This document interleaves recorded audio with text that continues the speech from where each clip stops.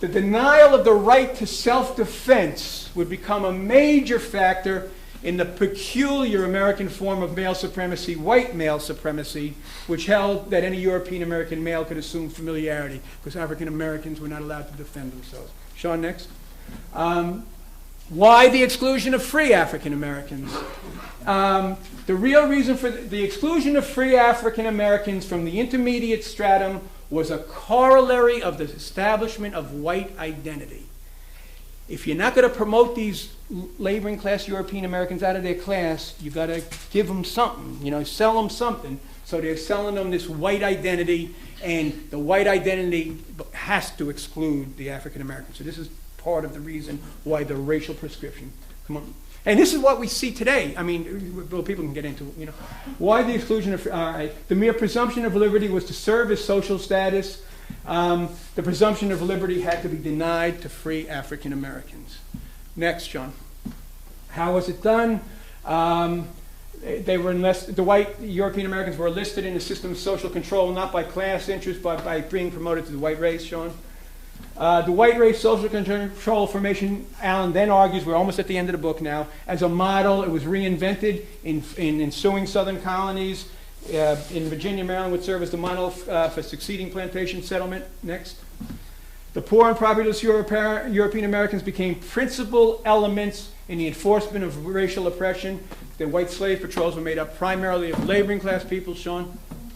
Labor is not promoted out of their class. Here's statistics. Remember Morgan writes that there are too few Freeporter matter? Here's the stats from other historians, which ultimately argue that 60% of the adult white male population were not owners of bond labor and were in direct competition, laboring, small landholders. They couldn't compete with the plantation elite. Come on, John. The decision was driven, different ways would be required. He talks about different ways of Sean will come. I want to go fast here. He again emphasizes the difference in the social control and the status of free coloreds and mulattoes in the West Indies opposed to the U.S., and it reflects different forms that the class struggle took. Sean. He again highlights, as he did at the end of the first volume, that after emancipation, the northern bourgeoisie opts again to reestablish a system of racial oppression, which he says, if I don't have it here, I have it on the next page, which he uses the phrase, and they set up a system of slavery in all but name, whatever that book is that's out there now. You see the phrase here 15 years earlier. Free land, immigration, industrial employment is where they set up the white privilege policies. It goes into some detail in Negro Exodus of 1879, which gets beat back by terror. Cotton Mill Campaign, Lily White Cotton Mill Campaign in the South. Sean? He's closing in 1997. That's when he finishes the volume, and he sums up here. But what he wrote in 1907 could have been written yesterday. This is what we see right now.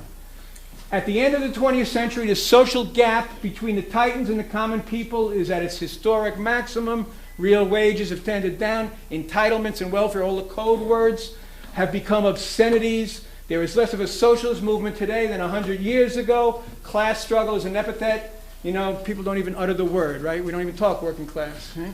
Next, John.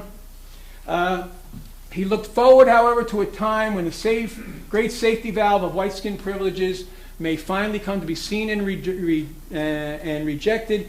He described unmistakable signs, this is Allen at the end of the book, of maturing social conflict, and he emphasized the importance that why things were different now than previously is the indelible mark left by that civil rights, black liberation movement. We had the way forward pointed. Last few slides, Sean. Okay, his final words, perhaps by virtue of that legacy, the great safety valve of white skin privileges may be seen and rejected. The incubus, an incubus is a devil, the incubus that for 3 centuries has paralyzed the will of these European American workers in defense of their class interests. Sean. Shortly before his death, Allen offered 4 recommendations for work forward. Sean, I want to go on now. I want the last 3 slides. So here he is wrapping it up, Sean.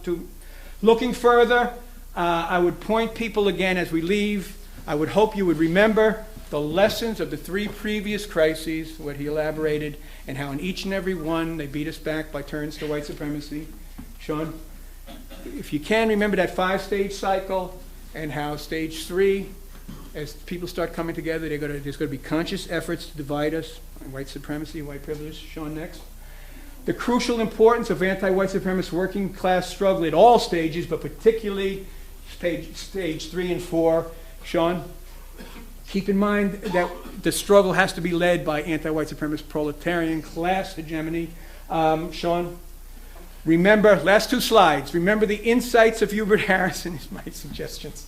That politically the Negro is a touchstone, and that true democracy and equality implies a revolution startling to even think of. It, it hits at the core of how they do it, and if we push in that direction, we're going to open many doors. And finally, John, remember, Alan, the white race is created and maintained as a social control formation. It is the principal historic guarantor of ruling class domination in the U.S. It reinforced among Europeans by white skin privileges, and efforts at radical social change should understand and reflect the centrality of struggle against white supremacy. That's it.